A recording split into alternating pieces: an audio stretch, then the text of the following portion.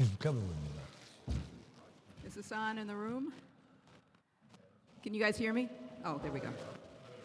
My name is Tammy Stanko, Administrative Assistant for the College of Architecture and Design, and I will be moderating today's discussion.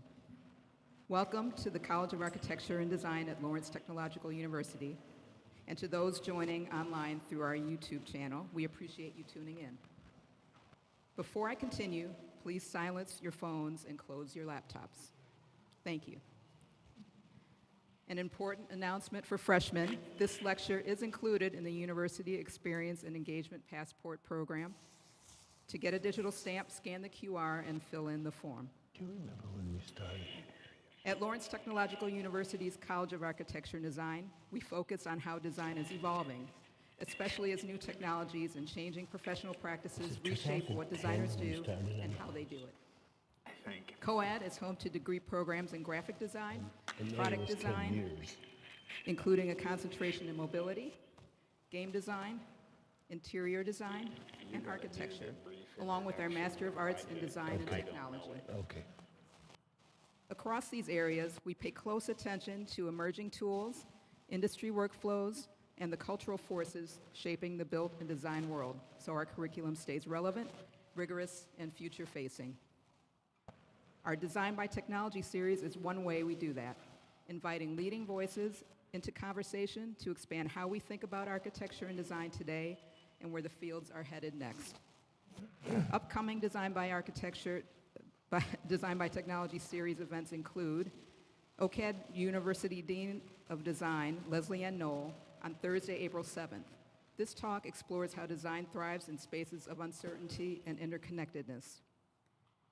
Wrapping up our series this spring will be Solid Objects, Eidenberg Liu Senior Associate Carolyn Johansson on Thursday, April 16th, who will speak about early concept design thinking, material research, and construction.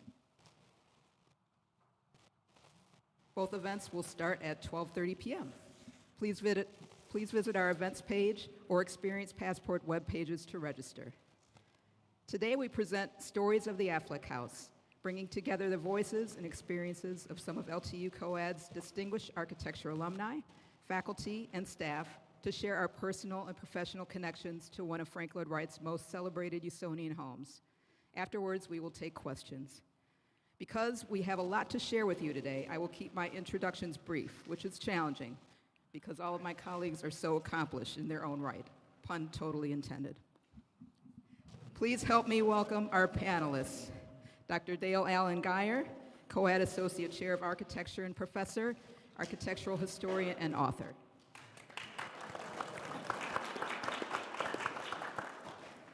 Mark Farlow, COAD Adjunct Faculty, 2016 Distinguished Architecture Alum, and Principal of Design Emeritus with Hamilton Anderson Associates. Ben Tizio, FAIA, founder, president, and owner of Tizio Architects, and 1999 Distinguished Architecture alum.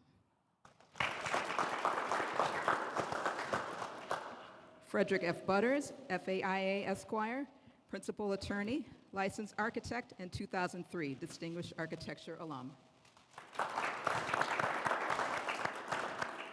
Both Fred and Ben, along with Deirdre Jimenez, who is unable to join us today, were recognized by AIA Michigan in 2020 with the Historic Preservation Building Honor Award for their efforts with Affleck House restoration. And so we shall begin. Take it away, Dale. Thank you, Tammy. Can you hear me without the microphone? Great, I don't want to use the microphone. I think, and I have one. So I think the biggest question of this panel discussion will be whether Dale and Mark and Fred and Ben and Tammy can do it in an hour. Because we've got so many stories. So here we go. I'm going to tell you a little bit about the history of the house. And I'm going to pass it over to Mark, and he's going to tell you a little about living in the house. And then Fred and Ben are going to talk about restoration efforts over the years, and we'll finish it up with a question and answer session. My story is the history of the house, and that story begins with a guy named Gregor Sidney Affleck, who was born in Chicago in 1893. His family moves to a small town in Wisconsin shortly after that. He grows up just a few miles away from Spring Green, Wisconsin, which was the home and studio of Frank Lloyd Wright, and he was aware of Frank Lloyd Wright. But he didn't seem to be all that interested in Frank Lloyd Wright until later in life. He would eventually contact Wright. Wright would design this house for the Afflecks in 1940. It's constructed in 1941, and it ends up being one of the best versions of what's called a Usonian house. Frank Lloyd Wright, America's favorite architect, most famous architect as well, designs hundreds of buildings over the course of his career, but it changes over time. And by the time we get to this story, in the 1940s, he's kind of changed what he was doing in order to fit in with the times. He's been designing these prairie-style houses in the early 1900s. You may be familiar with the Roby House and things like that. But by the 1930s, times had changed, and he needed to make some adaptations because of the Great Depression, and then in the 1940s, the war happened. So he changed his basic approach to architecture very little. It's still about organic architecture. It's still about existing in harmony with nature and using natural materials. But in the meantime, the realities of life during the Depression have made an impact on him. So he designs these Usonian houses to be very easy to put together using very few materials. And in some cases, in fact, the clients built the house themselves rather than use real contractors and builders. But that's sort of the background of what's going to go on here as I kind of tell you the story of the design process and the commission. It's part of a bigger scheme that Wright was working on to design houses for every American, no matter what socioeconomic level, with the realities of the Depression in mind. There's not a lot of money out there. There's not a lot of building going on. People that used to have servants don't have servants anymore. Life has changed significantly. So as I said, the story begins with Gregor. He's growing up in Wisconsin. He's aware of Wright, but he's not that interested in architecture, it seems. He becomes a chemist. He briefly serves in the Naval Reserve during World War I and ends up in Detroit in the auto industry, where he becomes very successful and, in fact, very wealthy, with a variety of patents that have to do with the application of paint to automobiles. He really thrives in that milieu and becomes really, really, as I said, wealthy. That's an important thing to remember. In 1923, he marries a woman named Betty Vesperchi, who he had met a little bit earlier. She was originally born in Pittsburgh. She moved here with her family at a young age. She was working as a secretary for a railroad company. They married in 1923 and moved into a colonial revival house in Pleasant Ridge.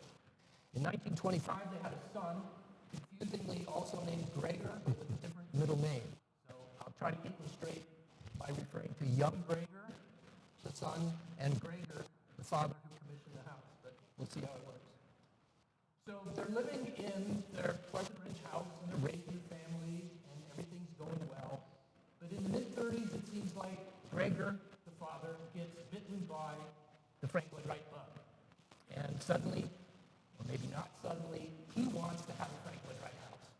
I think this has a lot to do with the publicity surrounding Falling Water, which was heavily publicized starting in the 1930s. And by the late 1930s, Frank Lloyd Wright is on the cover of Time magazine, and he's famous, and he's everywhere in the architectural world. And so Affleck, for whatever reason, becomes interested in Wright architecture. Convinces his wife, who seems to be a little hesitant about this, that they should try for a house by Frank Lloyd Wright. They begin to contact him in the fall of 1939. And over the next year, there would be numerous visits to Taliesin. There would be numerous correspondences. But Frank Lloyd Wright, first of all, accepted the job, which the Afflecks weren't sure he would do. But a lot of people found out that when they approached Wright, despite being really famous, he would design anything for anybody. All you had to do was ask. So they went up to Taliesin to visit Gregor's homeland and also to visit Frank Lloyd Wright. I got to use the mic? Okay. We'll see how this works.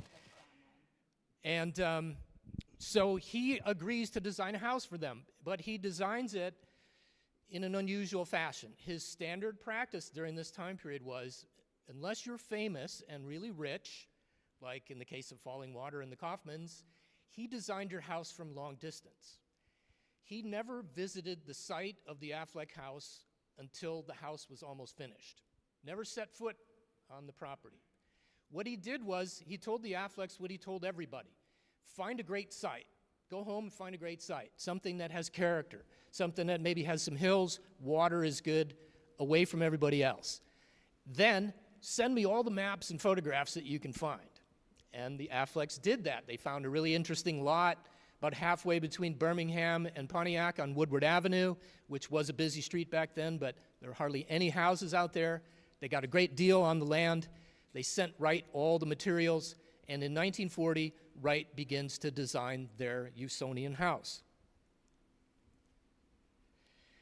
And it would end up being a kind of super Usonian. I tell people when I give tours at the house, this is really a millionaire's Usonian, or a Usonian mansion. It's bigger than your average Usonian, and it has 2 workable levels, which you don't normally find. And I think some of this had to do with the fact that Affleck was a wealthier client. But the basic scheme that Wright came up with was a T-shaped plan, basically on 1 story, but with a lower level that would have a boiler room, a full bathroom, and what we called a maid's room, even though they didn't seem to ever have a maid. On the main floor would be 2 bedrooms, a guest room that could be a 3rd bedroom, 2.5 baths, and the combined dining and living room area that's going to be dramatically cantilevered out over the ravine of this really cool property that the Afflecks found. So he does all the drawings in 1940 into 1941. Everything goes really smoothly. I've studied other Wright commissions, and this one was notable for the lack of friction between the client and Frank Lloyd Wright. If you know anything about Wright, you know he could be kind of surly and difficult to get along with, but he was not in this case. They agreed on everything, and there were really no problems. And so the whole process went really fast. The groundbreaking for the house was in May of 1941, and they moved in November of 1941. Right? The whole thing done in 7 months, which is pretty amazing. It's almost 3,000 square feet as built, which is larger than your usual Usonian. It's made almost entirely out of just a handful of materials, brick, wood, and glass. There's a little bit of concrete in the flooring, a little bit of steel here and there, but essentially what you see when you look at the Affleck is what it's made out of inside and out. And maybe the most interesting thing is that the cost was outrageous, right? Affleck set aside $19,000 in an account to build this house. The typical American house of that time period was about $4,000. Affleck spent all 19 and more. So to this day, we're not quite sure how much it cost, but it cost a lot of money back then. But anybody who's been to the house can tell you it's a wonderful job. It's an amazing job of craftsmanship and design. So along with this fantastic Frank Lloyd Wright organic architecture where you're surrounded by natural materials and you're hidden, but you can see out and you can see the wonderful landscape around it, he also has a wonderfully put together building here. That's due to the guy who constructed it, the contractor, a guy named Harold Turner, who was a Wright favorite at this point. He was actually born in Denmark and trained as a furniture maker, but he became involved with Wright in the mid-30s when he took on a job that no other contractors would do. And so he fell into contracting and proved himself. And so Wright hires Harold Turner to put together this house. And if you ever visit, as I said, you can see what a great job he did. The house is finished in November 1941. Wright visits shortly thereafter for the first time. And into 1942, the Afflecks settle in. They're living in the house. It's Gregor and Betty and their college-age son, young Gregor. And then things start to go bad. Young Gregor's involved in an accident at Olivet College that nearly blinds him. It's an explosion in a chemistry lab. And he ends up moving back home and living with his parents after a time in which they thought he wouldn't be. And then in 1943, Betty gets pregnant unexpectedly. And so they're heading into 1944 when a house that was supposed to be really for 2 people at this point suddenly has 4. And they're running out of room. So they start to ask Wright, can you add an outdoor storage area? Can you maybe do this and that? Eventually, by the early 1950s, they ask Wright if he can design a whole new house for them, because they've just run out of room. And Wright sends them drawings and plans. In the meantime, I was supposed to move this, and I didn't. Gregor was a photographer, and he documented the construction of the house. And so these are some snips from some videos that we have of the house under construction. But they're cramped, and they're looking for more room.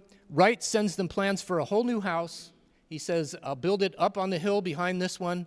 It's a house designed full of circles. Essentially, it's a house that he designed for someone else earlier, but rejected or not built, and so he wants to reuse it. We're not sure what happened with that, but they never built it. And so the story is really that after 1941, Gregor and Betty lived there for the rest of their lives. Young Gregor lived with them for a while. Marianne lived with them for a while. They moved out. But Gregor and Betty lived there until the early 70s.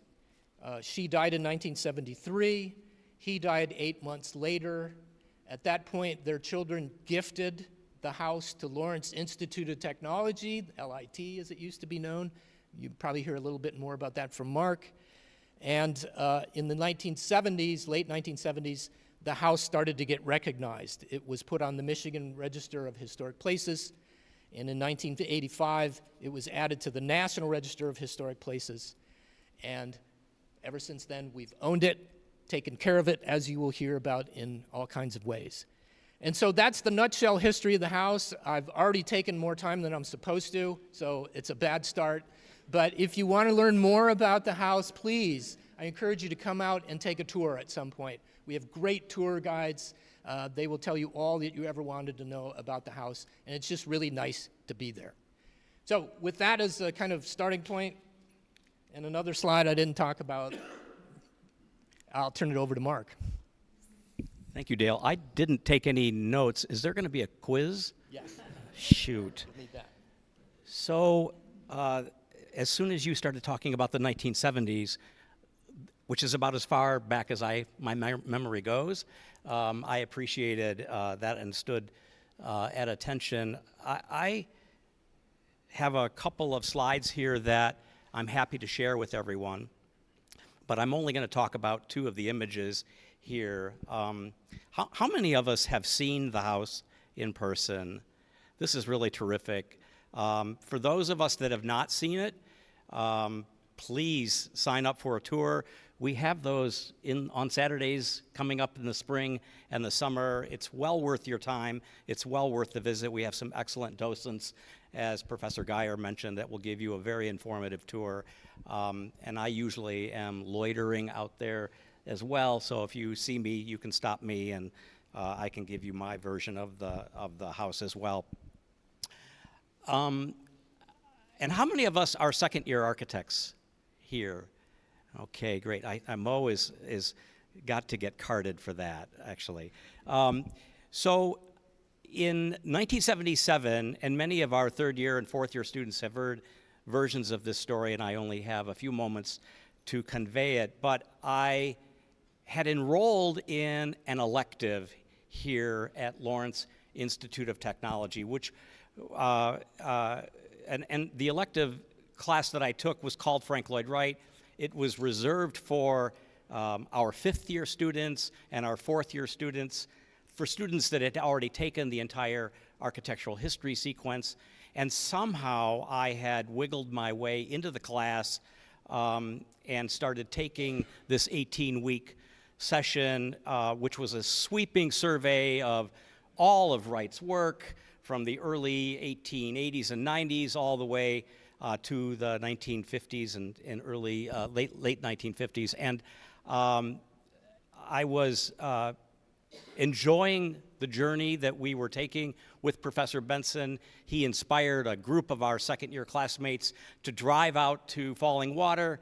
And so that was really one of the first Frank Lloyd Wright houses I had seen. Professor Geyer just mentioned the house. We saw Kentuck Knob just down the street, and we drove back kind of humming like a tuning fork, so excited by the quality of the architecture that we had seen, and that we had actually, experienced one of the great masterpieces of modern residential design by arguably the most important architect in the country. And so this seminar kind of went on and on and on, and there was a term paper that we were required to prepare. I submitted a term paper at the end of the semester, and my report was really to tell more of the story that Professor Geyer told. I met with the son and the daughter, Gregor and Marianne Affleck and Lutomsky, and enjoyed their company for the time that I would sit down and interview them. We spent a few hours together. I enjoyed the stories that they told and their versions, their sort of unusual versions of living in the house, because as Dale mentioned, Mary came much later than Dale, and so I enjoyed their unique perspectives. The large picture that you see up on the wall is compelling to me because it's so recent. Those are the two children of Carl and Marianne Lutomsky. They are obviously grown adults today, but Dale and Tammy invited me to an event out at Affleck House this fall where I got to get reacquainted with them. You see, I met them in '77, and they were very, very young. They were just children at the time. And so that picture is very special to me because it connects me back to the moments that we spent together in 1977 with their parents. And the house still looks great even then. So the story evolves after I submitted my term paper. I get a telephone call from Mary, and she said, "Mark, we have an issue. We need someone to move into the house tomorrow night." And I was only 20 years old at the time. I don't think I knew how to make toast, much less, right, do laundry, or I've never lived in a home on my own before. But I rose to the challenge as a second-year student. I said yes. I grabbed my sleeping bag, and the following night I moved in. And sort of for me, the rest of the story gets to be really emotional because I lived there for about a year. And I have so many great experiences there. For instance, when Mary came in one Saturday morning showing me the Marathon oil heating bill, she was complaining about the cost of the heating bill, and it was still August, and we hadn't even gotten into the heating months yet. And she said, "I just don't know what I'm going to do with this property." And I found her to be growing emotional about, right, having to manage this house as a fairly young woman with a family of her own. And she complained that Gregor, while he loves the house and lived in the house all of his life, basically, he's not able to take care of the house either. And I kind of just volunteered a lame suggestion, which was, why don't you all just donate the house to an architecture school? And so she seemed to be very interested in that suggestion. I came back to meet with the dean, Dean Carl Greimel, a graduate of UDM, Professor LaGrassa. And so we got to talking, and he said, "Well, how do you know about this idea, Mark?" And I said, "Well, my grandmother sends me articles about Frank Lloyd Wright all the time.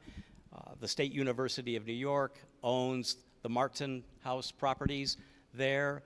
And he said, "What are you doing on this weekend?" And I said, "Well, it's Labor Day weekend, nothing."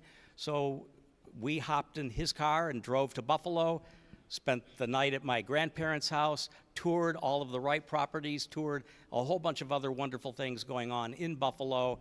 And that set in motion the conversations between the Lawrence Institute of Technology legal team, as well as Mary and Gregor's legal team. And by January 28th of '78, the title of the property was conveyed to Lawrence Tech, and I lived there during that entire academic year. Not really sure. I still don't think I know how to make toast, but I still I still think of that period in my life as one of the most formative experiences that a second-year architecture student could have. I'm not an expert on Wright. I don't know the history that Tammy and Dale know. I don't know the house intimately, physically, constructionally, the way that Ben and Fred and others know. But I do know that the house is a wonderful place to visit. It's sublime when you can spend the night there.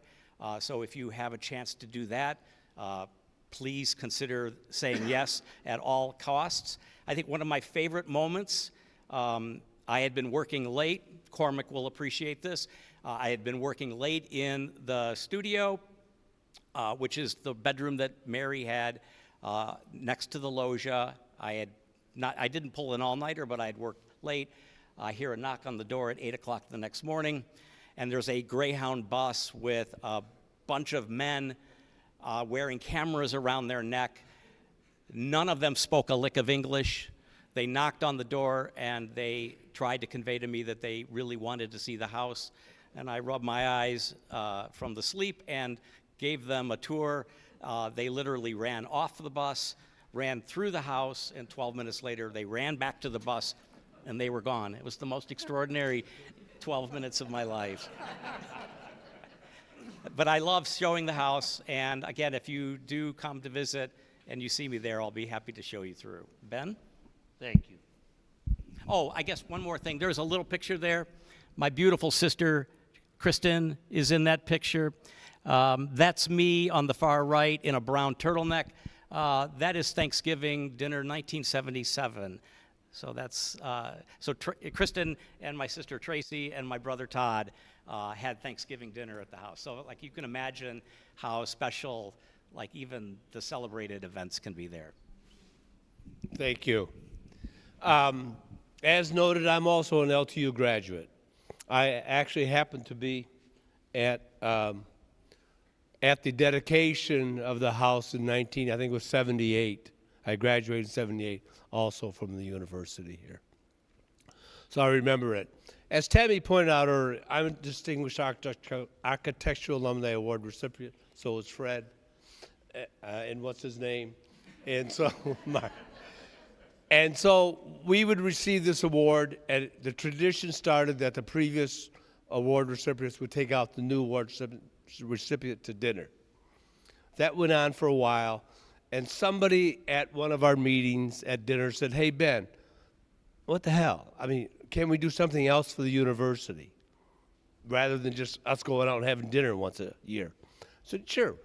So I talked to Art Smith, and we met with Dean Glenn Leroy. And this was probably in about 2010. And we asked him, we told him the story, you know, "Glenn, we go out and we have dinner. What can we do for the university? We want to give something back."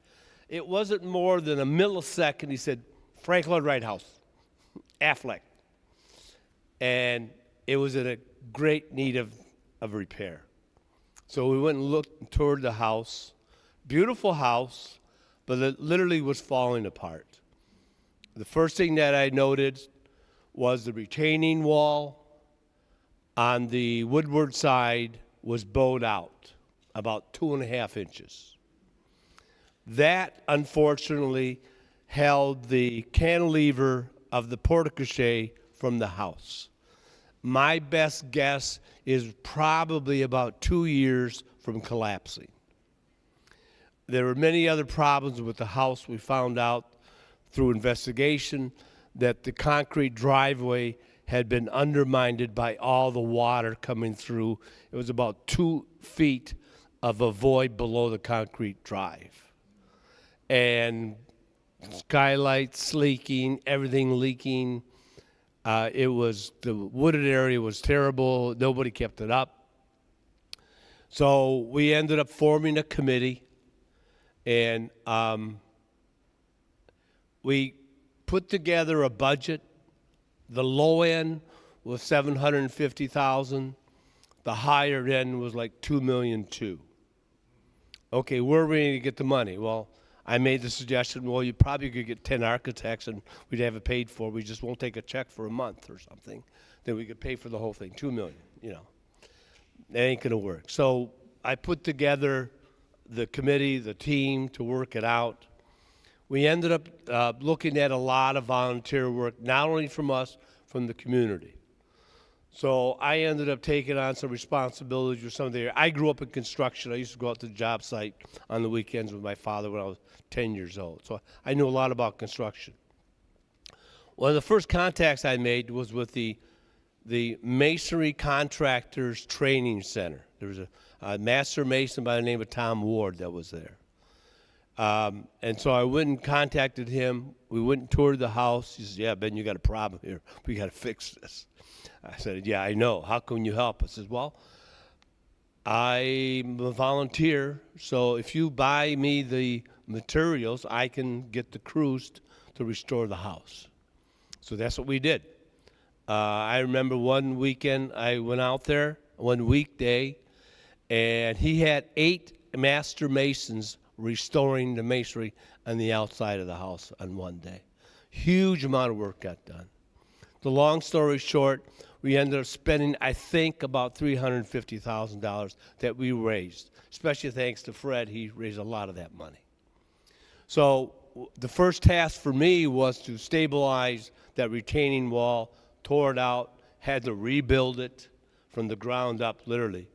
The good news is that we were able to reuse about 95% of all the brick that was taken out. We were concerned we couldn't do that, so we bought 2 pallets of brick. We only used a half a pallet. That's why we still, if you go back to the back of the property, you'll see a brown canvas that's covering up the old brick that we never used. So that was the good news. Then we tore out not only the driveway, we redirected the water that was coming down when they developed the subdivision to the north. All of that water was coming on to our property. That's how it flew. Nobody paid attention to it. So that's why the whole driveway was undermined. So we took out the whole driveway. We went down 3 feet, put drain water, piping underneath there, gravel, and gravel on top of that, limestone, and that became kind of sort of the original look that Wright had on it. So, and then again, oops, sorry. Whoops, wrong way. So, sorry about that. This is some of the conditions of the house. The stair actually fell about 2.5 inches. There was no foundation, we found out. Oh, that's surprising. So we had to rebuild all of that. And you can see on the right-hand slide, that's the retaining wall that was collapsing. So we had to rebuild everything. And we took out the whole drive, and we ended up, that's the drive. That's the new concrete curb and gutter now that directed all of the water away that was going on the driveway down to the 2 catch basins by Woodburn. That was a big task. One of the other things that we ended up restoring the kitchen, I think Fred had a lot of work to do with the interior work. We also cleaned all the brick on the interior. So, skylights was one of the last projects we did. We got some really good pricing on that. They were leaking, they were terrible. I remember having some photographs that it was falling apart. And I remember one of the last things we did was the roof above the kitchen that was falling apart. We also had to restore the balcony wall there. Evidently, Wright only had a steel frame every 4 feet and nothing in between. So that's why the wall became so gingerly moved through the years. So we went back and reinforced it, actually put some real studs in there. And we got a lot of that. And here's actually one of the dinners that we had here. So with that, I think I'll turn it over to Fred, so we'll cut short. I want to back up, wrong way. I want to back up here a little bit. After that initial committee was formed, Ben invited me, and I would go to a committee meeting and listen to the great discussion and all the things we're going to do. Went on for a couple hours, and then I'd ask a question that ended the meeting. Do we have any money? And I'd come back next month and same thing and same thing. Well, we have to do something. Sounds like Or we're just going to sit here and dream. And, so the first thing that we did that I sort of took on, it's like, we don't have any money, but we need to do something that shows we're starting to make some progress. When we started the work on the site, and that became the site, we can clear the site. That's not going to cost anything. We can do that with volunteers. So the goal was to restore the site to the original views. When we started, you couldn't see the house from Woodward Avenue. You just couldn't. It was so heavily overgrown. And I remember Saturdays and Sundays wading into the pond with waders on to fish out tires and bumpers and just old students. all kinds of stuff. But we got to the point where we started clearing the site, and I remember one day I'm there, it's Sunday, I'm gonna get out there, it's a beautiful day, I'm gonna get an early start. And I'm down in the ravine cutting up brush with my chainsaw at 6:15 in the morning, and you kind of sense there's somebody watching you. You know what that feels like? And I kind of turn around, there's like 9 people standing. Oh God, here we go. Running a chainsaw at 6:15 on a Sunday morning in Bloomfield Hills. So I shut the saw off, put it down, turned around, and they're like, oh, no. Don't stop what you're doing. Please, we're not here to give you any trouble. We're here to tell you how glad we are that somebody is taking care of this property. So we did have the support of the neighbors pretty much universally. And we did restore the ravine, the views. So we put it back to the condition it was in as near as we could tell, given the photographs that we had. That was the first thing. And then we got into, all right, while that's going on, we have to solve the do we have money problem, or we have to at least start chipping away on it. And I don't even know who came up with the idea, but my grandfather was a Finnish carpenter, and I actually did a lot of the Finnish carpentry work you see in those photographs. But to raise money, we had pieces of siding that had been taken out of the house that had been damaged from prior repairs. And I'm thinking, well, what can we do with that? Well, I make fountain pens. So I made, let's do a limited run. We'll make 100. No idea what we can sell them for, but we're trying to raise a lot of money, so it has to be a lot. And I don't know how we settled on $400 a piece, and the only regret I have is we didn't ask 600, because I sold them as fast as I could make them. And that was the seed money that got into the this work. We paid for this work with that. And we paid for the drive work with that. The kitchen was a bit of a separate project, and right here you see that light. That was the only light in the kitchen. That was it. There was no other light, and it was far from being adequate. So the question becomes, what can we do to improve that? And as you see, we installed a fair amount of indirect lighting. And to deal with the National Register of Historic Places, you can't make changes that are permanent. You can't make changes that can't be reversed, and you can't have visible aspects that are different than what the historical view would have been. So the indirect lighting is obviously separate from that. And you can see here, that is a vent. And we didn't take that out. We put a stainless steel backer over the top of it. That's still there. It's just disconnected, so there's no power or anything. You do have some leeway in kitchens, because if you don't, you're going to have a kitchen that has an ice box and one of those old 6-foot ranges, and you can't do much with that.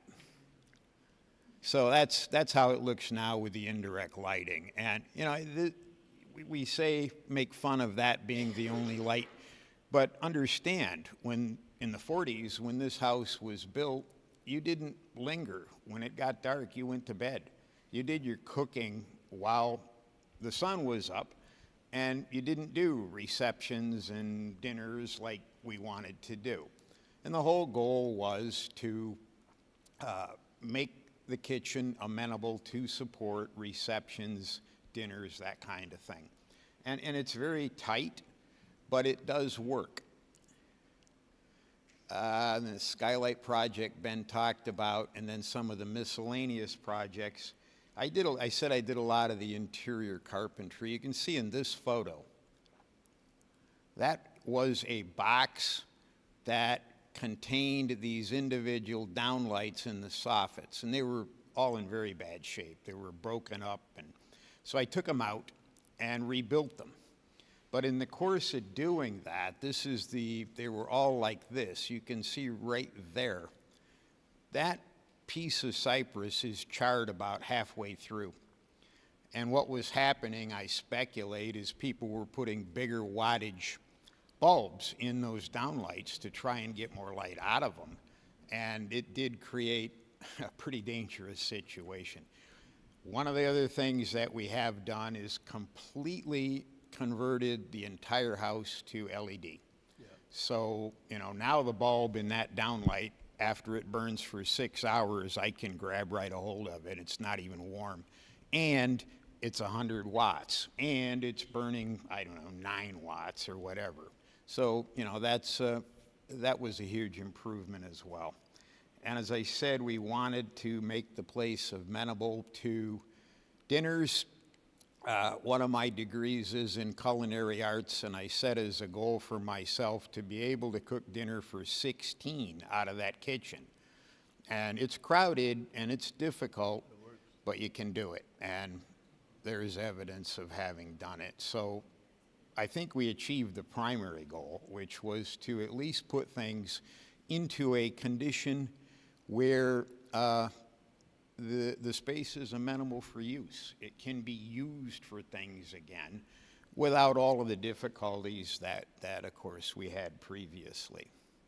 And that's a very high-level view. There were dozens of small projects that were done in different pieces along the way. If I could add, we actually spent 10 years on the restoration of this house. And as I was stating earlier, I got conned into it to this year. There was a lot of times that I would be out there in the morning, get the people working, come back to the office, play architect in my office, go back out to the end of the day, make sure they did it right. So I had everybody sign an affidavit that if my wife ever asked me where I was, they were not to tell her I was at the Affleck house. Actually, I instructed them to tell her that I saw Ben in a red convertible with 2 blondes going down Woodward. So, but it took us about 10 years to get it to the point where now Right. we're very pleased with the house, with the site, total difference. And again, this was easy, $1.5 million restoration. I think the final numbers is, with all the volunteer work, we did it for about 250. Yeah, we pinched the pennies until Lincoln screamed. And we got a lot of volunteer help, not only from faculty, and the students came out on weekends, and we cleared a lot of brush, but a lot of in the construction industry, we've got a lot of volunteers that came out there and did work for no cost, electricians and others too. So. Do I need to use that? No, okay.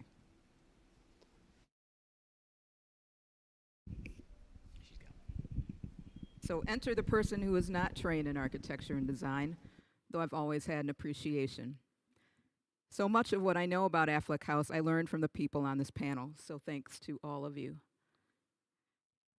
Other LTU colleagues have been invaluable, like Robin LeClaire and Julie Vulai in our Philanthropy and Alumni Engagement Office, Deirdre Jimenez, who I mentioned earlier, a distinguished architecture alum who chaired the Restoration Council, so all of the work that Fred and Ben were speaking about, she was corralling the cats, if you will.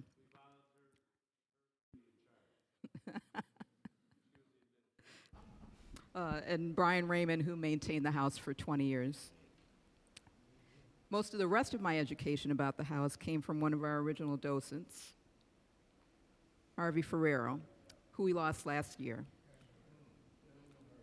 Harvey was a distinguished architecture alum and an adjunct faculty member teaching architectural illustration.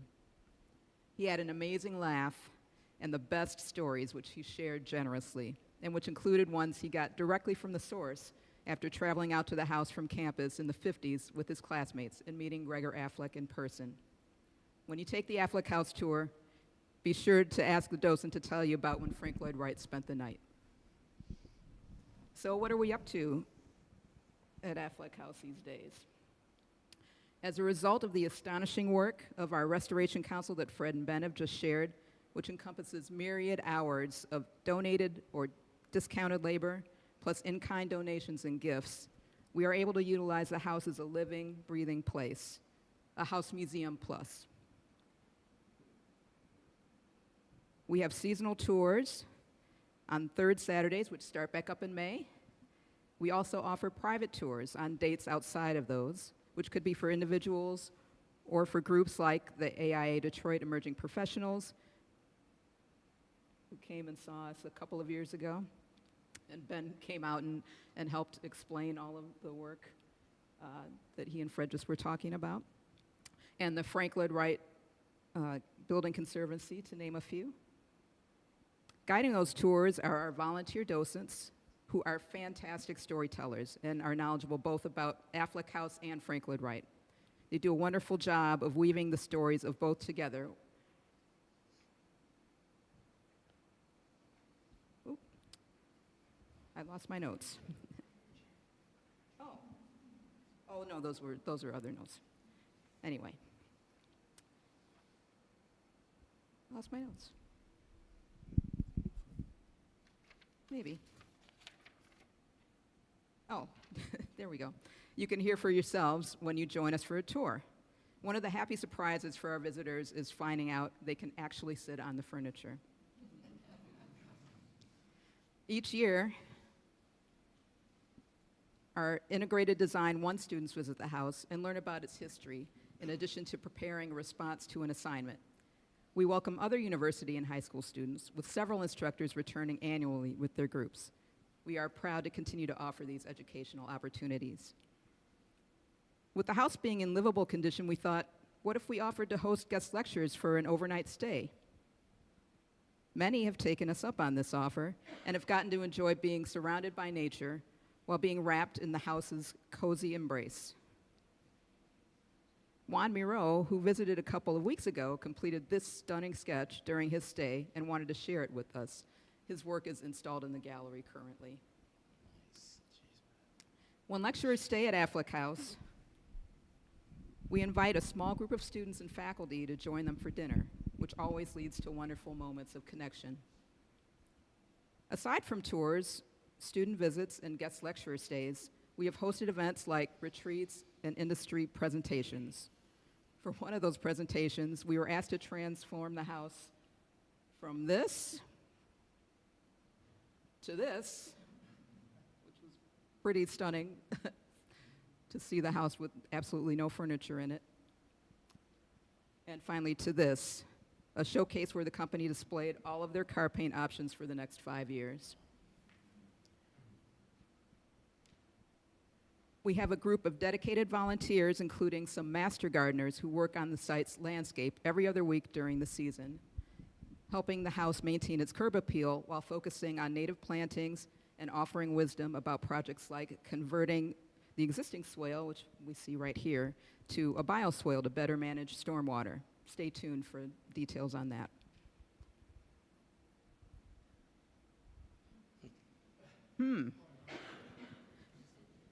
So we were tickled and puzzled and delighted a few weeks ago to discover that Affleck House was included as a $800 clue in the home category on the March 20th, 2026 episode of Celebrity Jeopardy. Oops. Shout out to Jackie Tone for answering correctly. I wish I could show you the clip, but Sony Pictures told us that would put us in jeopardy. So if you're curious, you can check it out on Hulu. And that's the end of my remarks, and we'll hear from our interim dean, Lillian Crum.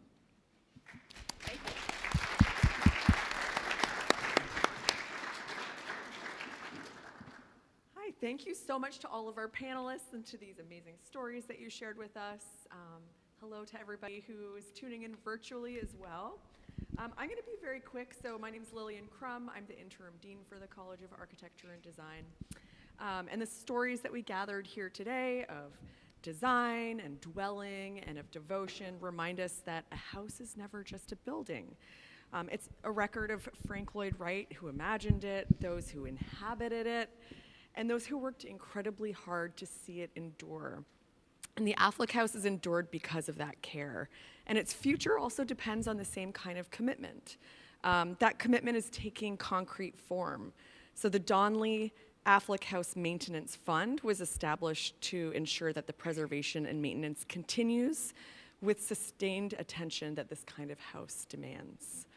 With a multi-decade planning horizon and dedicated funding for restoration and maintenance, the house is being cared for with the seriousness that it deserves. So the roof, from the landscape, those were amazing pictures, by the way, of the landscape and getting that all cleaned up, to all of the systems beneath the surface. Each of these things is being addressed with incredible care. So we're landing on this slide with a link to our website. If you follow that QR code, you can learn more about the tours that we offered that Tammy had just mentioned, as well as more about this fund. I would be happy to run the mic for any questions that we have in the room, and also to help relay any questions that may be coming in online. Do we have a second mic? If I can go back and forth if with the the lines mic. aren't working for online. Yes.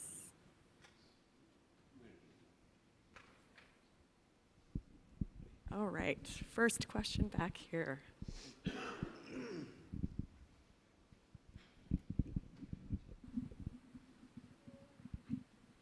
Hi, thank you for that. That was great. My question is about the furniture that's in the house. Was that, because I've toured the house a few times, and I've always wondered if the furniture is there is original to the house, or do they have to be rebuilt? How did that happen?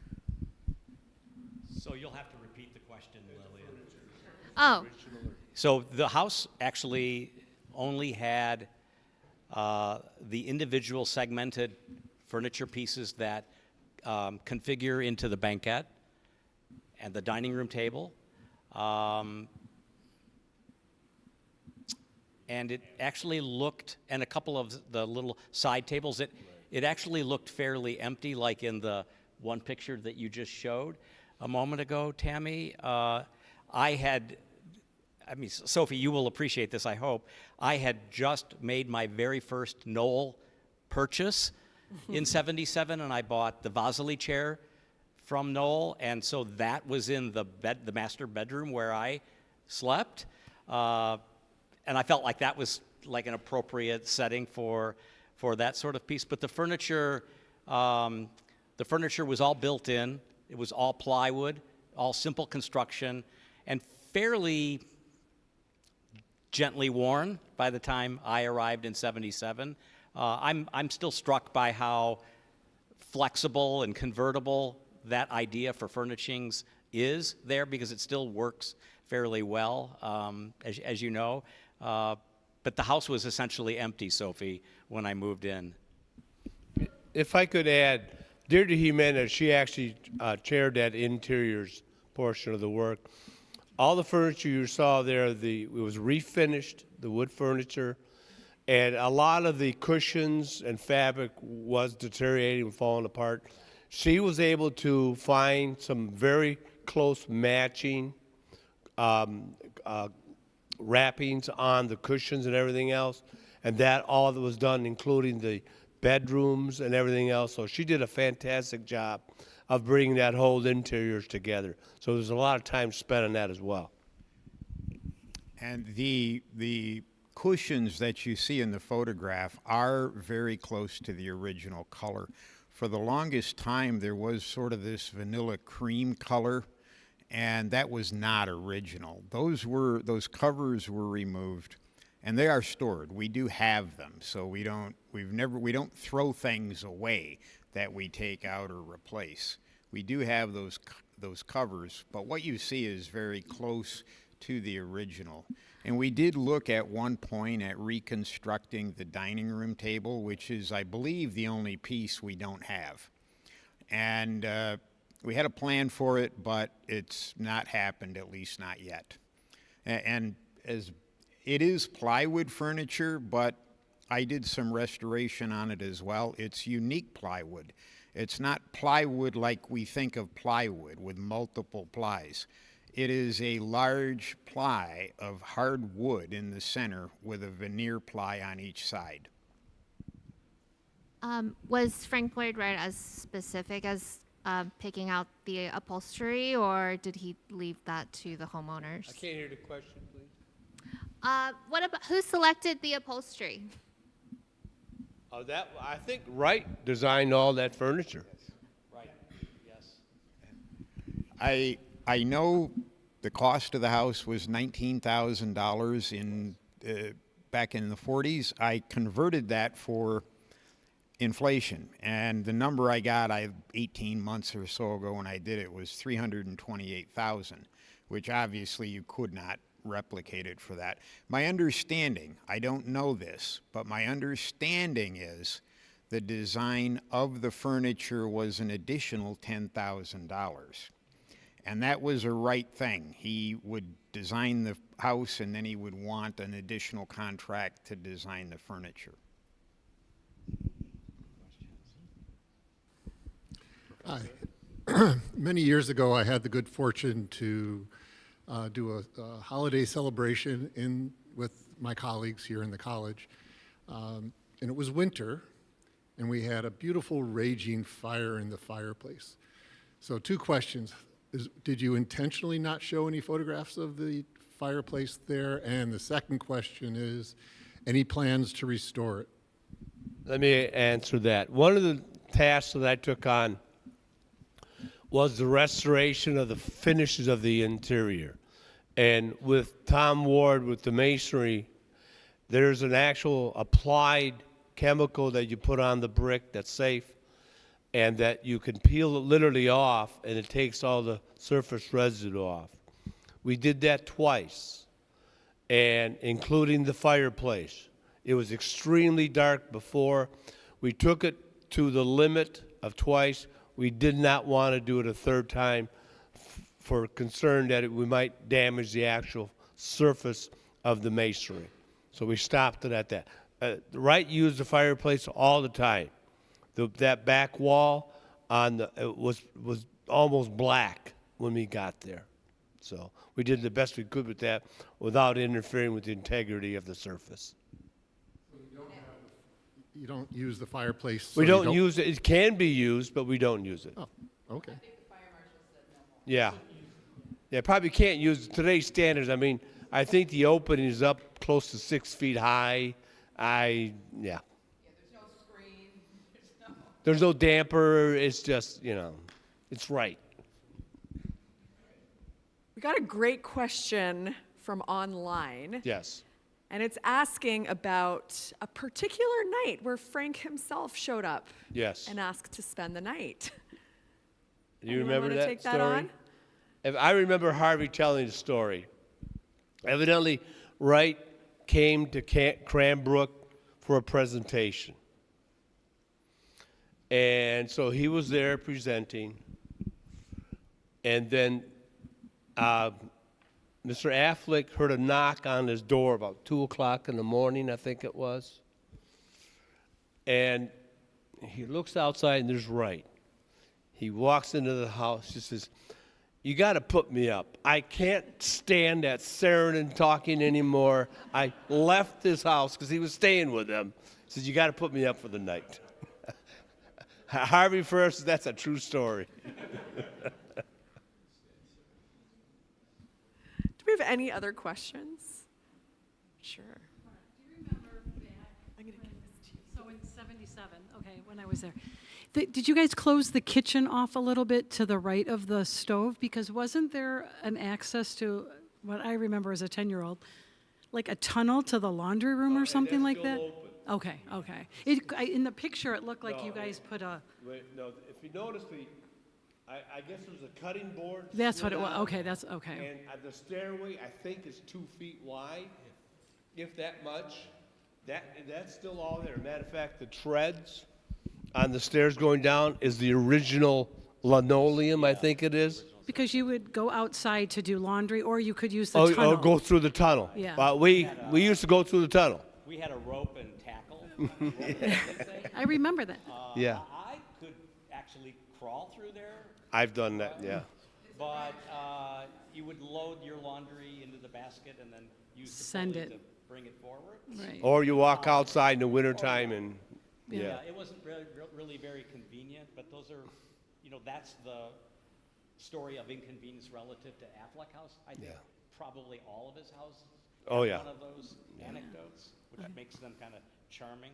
And one thing that we found is the dining room to the kitchen was actually, there was a folding partition, plywood doors there. They were stored down in the basement. We had them refinished and rehung on the original hinges so that you could. Wright didn't like utility areas to be shown, so he designed a folding partition for that opening, and we reinstalled that, and it works fine. Okay, cool. Thank you. I mean, who wants to see a kitchen anymore?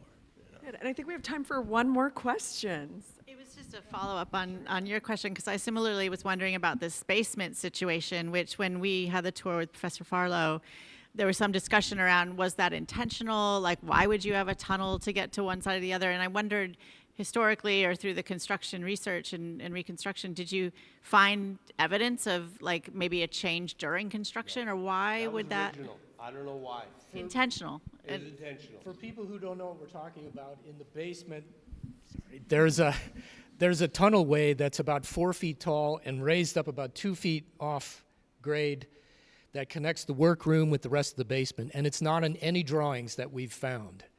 So we still don't really know how it happened or why it happened, but that was a change that was made in the course of construction, because we still haven't seen any drawings that connect those two rooms.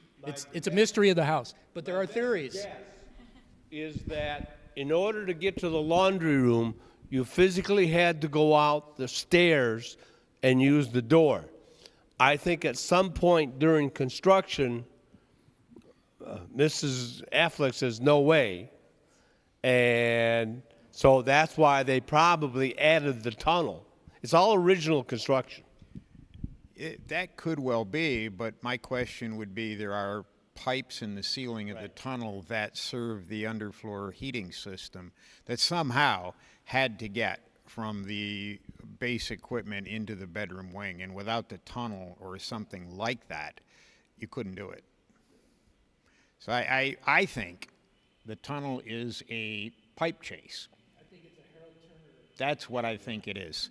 And I think the reason, this is entirely my speculation, that the basements are on two different levels is the floor to floor of the basement to the first level is the same.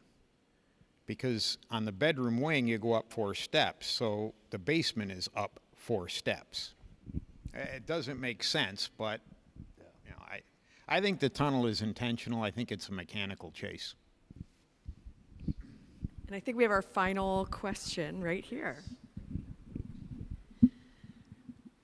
We are proud owners of a Sears catalog house that we've been restoring for 50 years.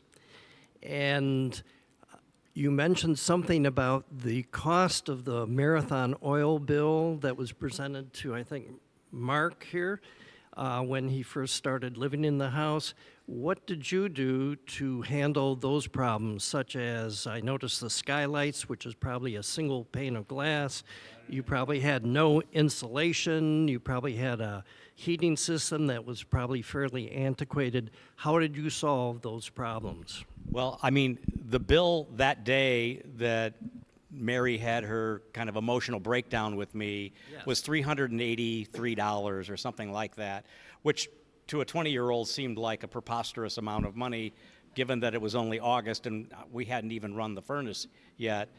So I appreciated her misery a little bit, but that boiler in the basement was enormous. Think of, right, Home Alone, Kevin McAllister goes down to the basement and this thing's burning and belching and wheezing, and I thought, oh my goodness, this is really big. And then, and I don't remember exactly when, and I'll defer to my colleagues here, but then it was replaced.